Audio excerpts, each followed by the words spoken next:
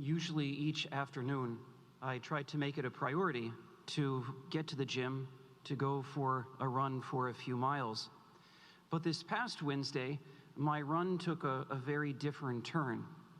As I got on the treadmill, I was running for maybe, it couldn't have been more than 60 seconds, when my hand inadvertently touched the off button on the treadmill.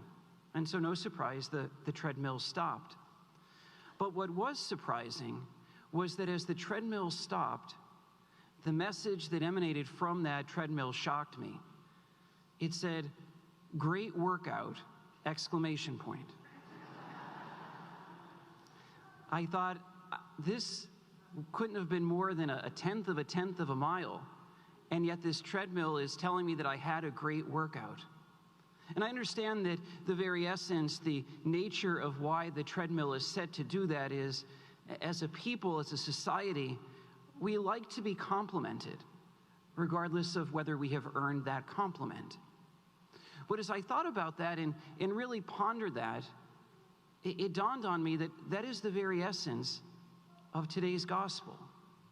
You see, the disciples are going forth and they expect that no matter what they say or what they do, Jesus is always going to pat them on the shoulder and tell them, "Great job." In a sense, great workout.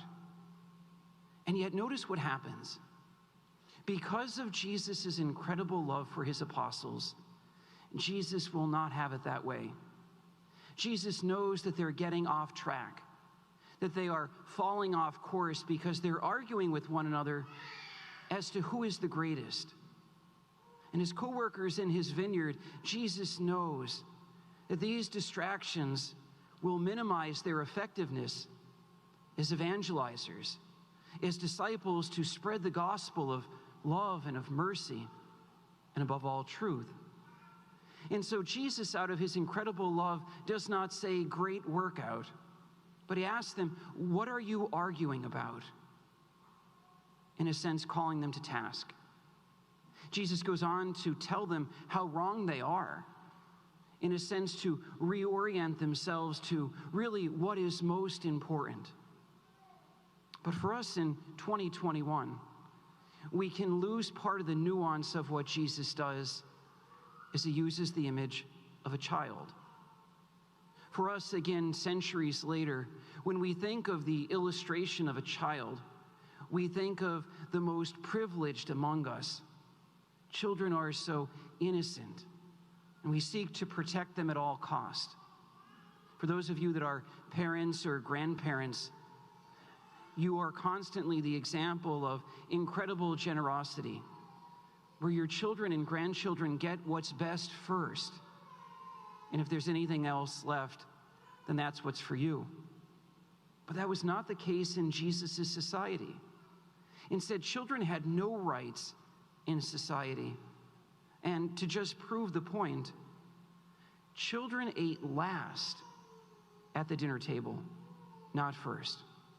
And so for Jesus to present to his apostles, you should be like a child. There's no rights, no privileges. That is so mind-boggling to them. But again, how important it was for Jesus to correct them. Jesus did not shy away from their misunderstanding, but again and again, out of his great love, he sought to get the apostles back on track. My brothers and sisters, the same is true for you and I. Very often, I think when you and I come to Mass, we want to be affirmed and encouraged, and many times we should. And it is good for us to feel that. But also part of our faith is to be challenged, and at times, yes, to be corrected. And I put myself at the top of the list of those who need to be corrected. In no way do I exempt myself from that. But I think it's important for us to recognize that our true faith cannot be based just on some sanitized sense of we're always good. Because very often we fall short of what Jesus asks of us. And it's important for us to recognize that And to face that not out of condemnation or of fear, but rather to recognize that as the Lord seeks to correct us, he does so in a way to draw us deeper into himself, to reorient us to what is most important. A prime example of that is actually I found through one of your staff members here, Laura, the director of faith formation. It was just by chance that at the end of an email exchange, I noticed that underneath her signature was an incredible quote that I have to say has resonated with me and has stayed with me in these days. It's a quote from Archbishop Fulton Sheen. Sheen said once that it would be impossible to find 100 people that hate the Catholic Church. He said, instead, we have millions upon millions of people that hate what they perceive to be the Catholic Church. My brothers and sisters, how important it is for us to hear that message.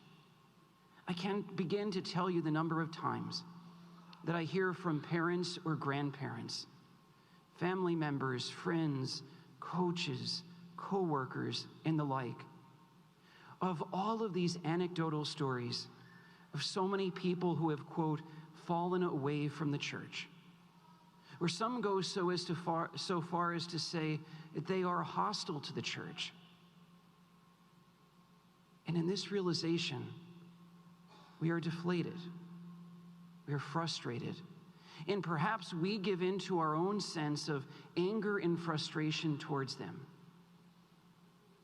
But perhaps Jesus is speaking to us today in the gospel to say, when you think that way, and more importantly, when you feel that way, as though it is us versus them, that they have made their final decision. Perhaps we return to the words of Archbishop Fulton Sheen. Imagine how different our perspective would be if we truly took to heart that the people who do not join us at Mass are not people who truly hate the church, but they hate what they perceive to be the church. And so on this catechetical Sunday, there is no better time for us to come to this realization and to change. To be motivated in word and in deed to reach out to those people who we have decided or agreed with that, yes, they have left the church and it's a done deal. But instead to allow the very core of who we are to continue to reach out to them until they realize and believe in the one true church. I think of my own teachers as I was growing up. Teachers only got frustrated with us when we didn't care about the subject that they were presenting.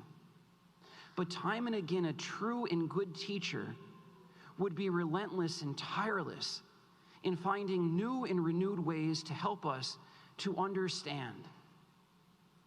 My brothers and sisters, yes, in a few moments, we will invite our catechists forward and bless them.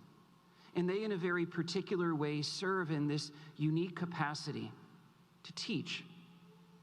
But brothers and sisters, each one of us as baptized believers, we share in a very particular and unique way as well to catechize and to evangelize.